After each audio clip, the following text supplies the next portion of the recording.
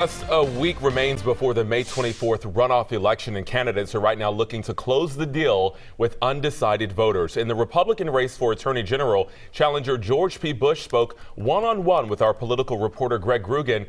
Greg, what did he have to say? I know you said he issued a warning of sorts. Yeah, that's right, Jonathan. The sitting state land commissioner says the cloud of existing and potential criminal charges hanging over incumbent Ken Paxton make him extremely vulnerable to defeat in the fall.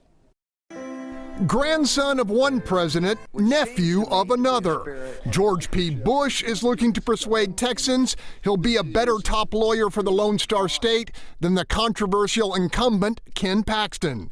A major focus for Bush, if elected, using the office of Attorney General to regain control of an increasingly chaotic border. There are things tactically we can do down on the border to continue construction of Texas Wall, back DPS troopers and National Guardsmen, and start arresting illegals under state criminal law, which is what Ken Paxton is not doing and what I want to do on day one. And then there's the issue of escalating violent crime.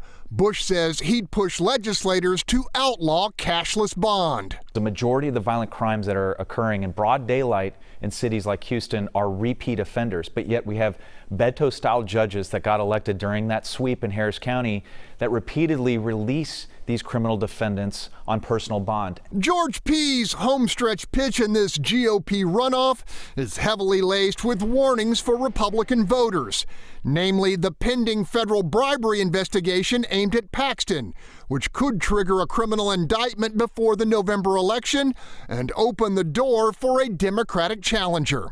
And they want their first statewide office in Texas in over 30 years.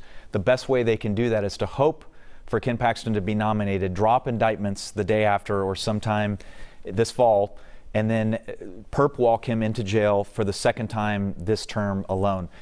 My message to conservatives and to Republicans is this is way too much of a risk, way too much of a liability. All that said, Paxton was by far the top vote getter in the March 1st primary, and 63% of Republicans surveyed in a recent Texas Politics Project poll viewed the controversial incumbent favorably. In the newsroom, Greg Groogan, Fox 26 News. Greg, thank you. And early voting for the Texas primary runoff is underway and runs through Friday. We have everything that you need to know right here on our website, fox26houston.com.